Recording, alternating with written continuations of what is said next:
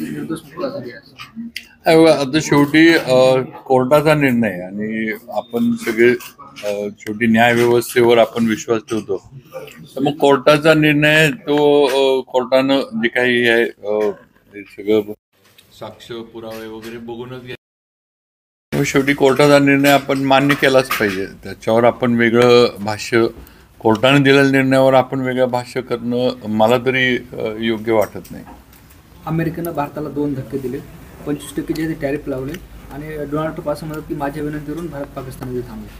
नाही, आता ह्या बाबतीत अगदी आत्ताच्या अधिवेशनामध्ये आपलं संसदेमध्ये पंतप्रधान नरेंद्र मोदींनी स्पष्ट काय झालं, कसं झालं, ऑपरेशन सिंदूर कसं यशस्वी झालं, का ऑपरेशन सिंदूर हे स्थगित केलं, हे सगळं सांगितलं आहे. आता आपण आपल्या देशाच्या पंतप्रधानांवर विश्वास ठेवायचा का ट्रम्प अमेरिकेत बसून काय तर म्हणतात म्हणून त्यांच्यावर विश्वास ठेवायचा, हा विषय आहे. शेवटी आपला देश आपण आपले पंतप्रधान नरेंद्रजी मोदी चालवतात.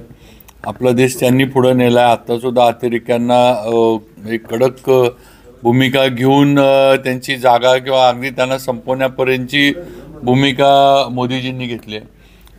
आपले पंतप्रधान सांगतात ते आपण खरं म्हणजे भारताच्या यांनी खरं मानलं पाहिजे. बाहेरच्या देशाचा कोणतरी पंतप्रधान आपल्या देशाबद्दल किंवा राष्ट्रपती किंवा काहीतरी बोलतो त्याच्यावर काय फार आपण लक्ष देणं गरजेचं आहे असं नाही. आता टॅरिफचा विषय जर तुम्ही बोलला तर त्या बाबतीमध्ये नक्कीच केंद्र सरकार योग्य धोरणं हे करेल किंवा केली पण असतील. आता मी त्याच्याबद्दल मला काही तेवढं त्यातली माहिती जास्त नाही त्यामुळे सांगू शकणार नाही.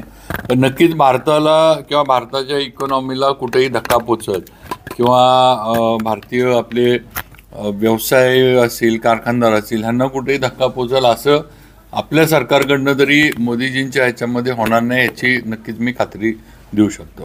सर,